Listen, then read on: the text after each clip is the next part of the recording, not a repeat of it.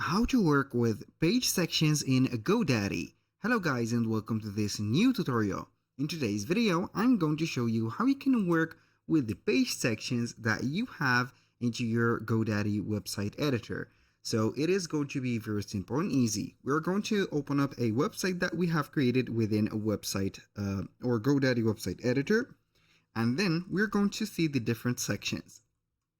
As you can see and as you know, the page is going to be composed with different sections, and each section is going to have some elements.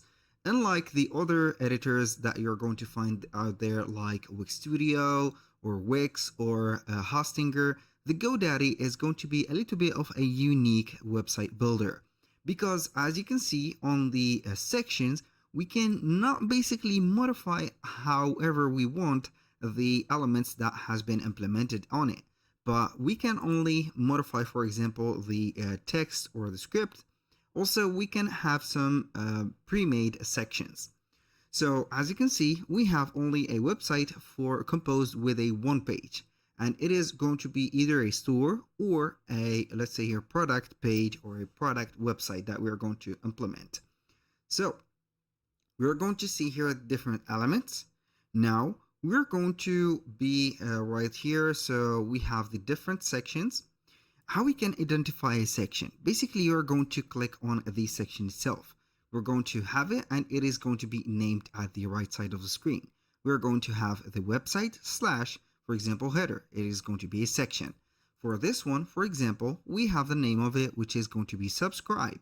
And also we are going to have another section, which is going to be named social links and etc. How we can modify or let's say here set up the specific section. So either you are going to select the section, and we're going to find the different element that has been composed on the section itself, like having the subscribe, description, thank you message in this case. Or you can have, for example, the header modified by setting up something else. This is the modification of a section. You can customize the section by having the color of it changed, or the background of it changed just like that. And also you can go ahead and modify the layout of it and see what do we have for it.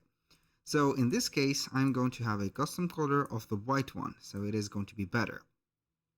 You can also move the section down or up by just clicking on the arrows and here. So for the settings, you can go ahead, either duplicate the section or delete it. For adding a section, you can go ahead and click on the add or the plus buttons that are going to be into the intersection between all the sections. Like here, you're going to see the different type of sections that we have. Like we have the recommended ones and also the categorized ones, like the audio video, blog newsletters, commerce, contact, and files web, like implemented HTMLs and etc. Each one of the categories is going to have a subcategory. For example, for the audio and video, we're going to see audio, live stream, podcast, and video. And if we're going to have a blog and a newsletter, we're going to have the blog and we have the subscribe. And for the commerce and etc., it is going to be the same. So we are going to have everything set up, and also we are going to have everything set and ready to go. So that is how you can work on the sections that you have implemented into only one page.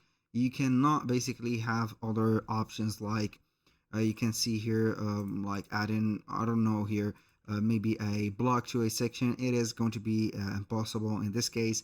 We'll have only the pre-made sections that we can modify. That was all for today's video. Thank you guys for watching. I hope that you have enjoyed the content, and I hope to see you on the next one.